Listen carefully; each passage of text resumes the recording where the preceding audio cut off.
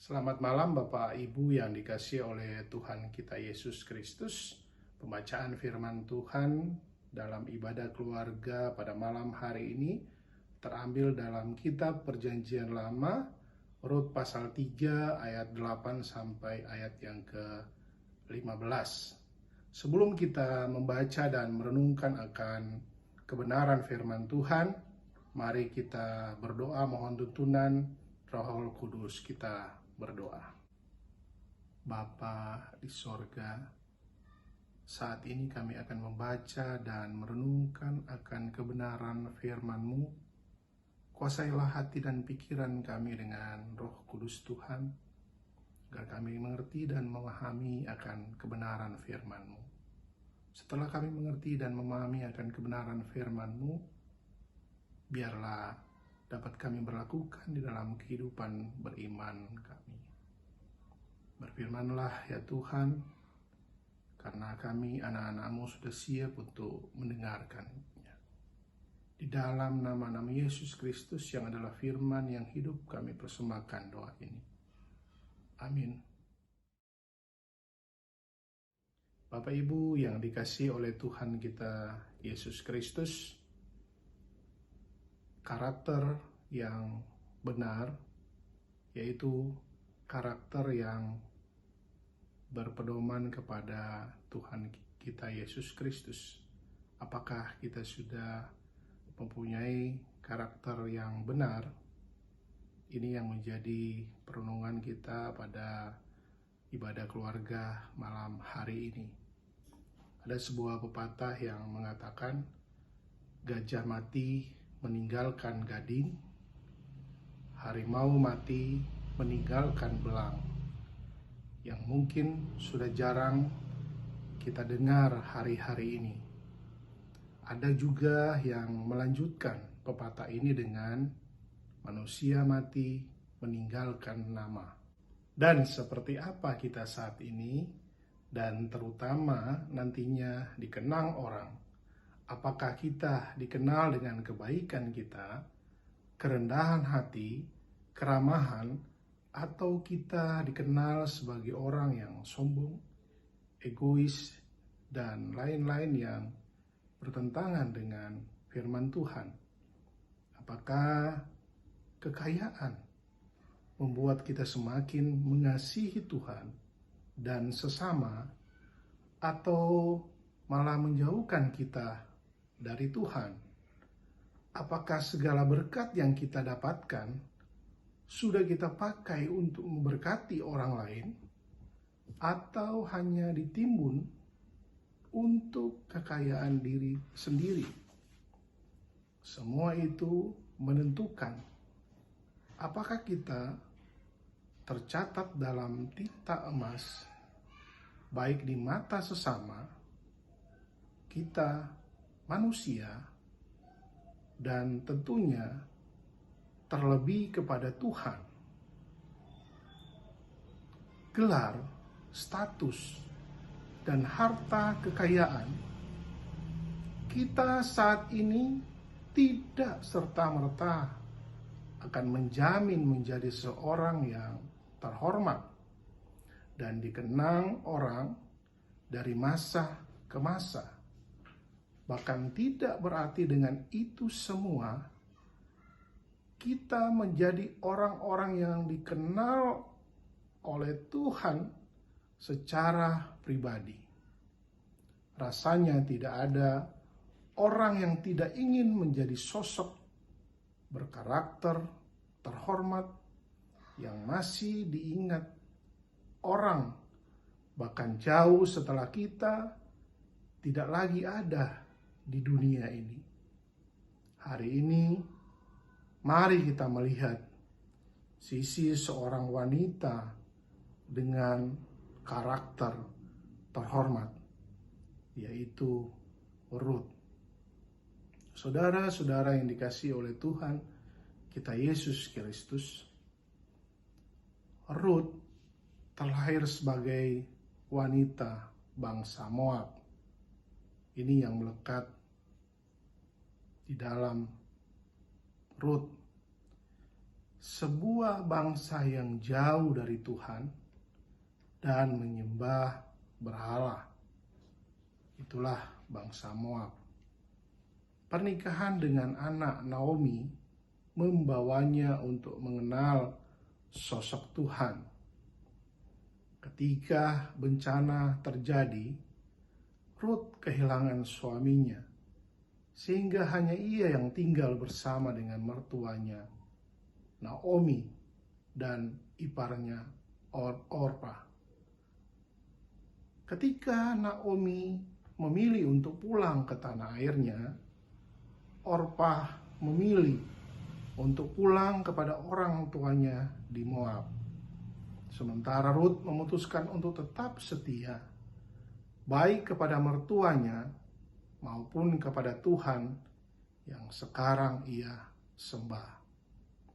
Hidup di tanah orang lain yang tidak menganggap bangsa Moab sebagai bangsa yang terhormat dan tanpa modal apa-apa, tanpa kenal siapapun selain mertuanya Naomi.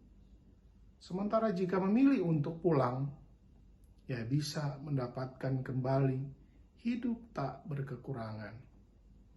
Ini tentu sebuah pilihan sulit bagi Rut. Tapi dengan tegas, Rut memutuskan untuk mengikuti Naomi. Sekali lagi, Rut memilih untuk setia dan tetap mengasihi mertuanya dan Tuhan yang sekarang ia sembah. Bapak Ibu yang dikasihi oleh Tuhan kita Yesus Kristus, pilihan seperti ini merupakan sebuah langkah iman. Rut percaya ada rencana Tuhan di depan, walaupun belum melihatnya. Dan apa yang terjadi sungguh indah. Rut kemudian bertemu dengan Boas. Ternyata karakter Rut bersinar terang di Bethlehem. Karakternya yang bersinar dan terhormat tidak saja diakui oleh Boas, tetapi diakui oleh semua orang di kota tempat tinggalnya yang baru. Meski dia berasal dari Moab, ternyata karakternya mendatangkan kekaguman dari penduduk di sana. Boas pun berkata demikian. Oleh sebab itu, anakku, janganlah takut, segala yang kau lakukan itu akan kulakukan kepadamu. Sebab setiap orang dalam kota kami tahu bahwa engkau seorang perempuan baik-baik. Rut pasal 3 ayat 11. Pernikahan Rut dan Boas pun terjadi dan hidupnya dipulihkan secara luar biasa. Langkah iman Rut membawanya pada berkat-berkat Tuhan yang terus mengalir dalam hidupnya. Kita tahu dari keturunan-keturunan Rut dan Boas, kemudian lahirlah Daud, hingga kemudian Yesus Kristus, Sang Penebus itu. Luar biasa. Latar belakang masa lalu, harta, status, dan kehebatan, manusia tidaklah cukup kuat untuk membuat kita kepada sebuah karakter terhormat. Rut mendapatkannya dengan kesetiaan kepada Allah. Langkah imannya yang teguh kepada Allah yang belum lama ia kenal membuat dirinya hidup penuh pengharapan. Tidak bersungut-sungut, tetapi menjadi orang yang rendah hati dan berbudi pekerti. Dan itu semua membuatnya menjadi sosok wanita terhormat yang diakui oleh orang lain. Bahkan berkenan pada Tuhan. Sehingga lewat dirinya lah Sang Penebus lahir di dunia ini. Hidup ini tidaklah mudah, sebab saat ada banyak keinginan yang bisa menjerumuskan kita kepada kemerosotan moral, hingga berujung pada dosa. Ada begitu banyak penderitaan yang mungkin saat ini belum terlihat jalan keluarnya. Tapi kita diingatkan untuk tidak bersandar pada kekuatan diri sendiri, melainkan bergantunglah pada Allah dengan pengharapan tanpa henti. Langkah iman yang teguh tidak akan pernah sia-sia. Karena itu kita tidak perlu gemetar dan khawatir menghadapi masa depan.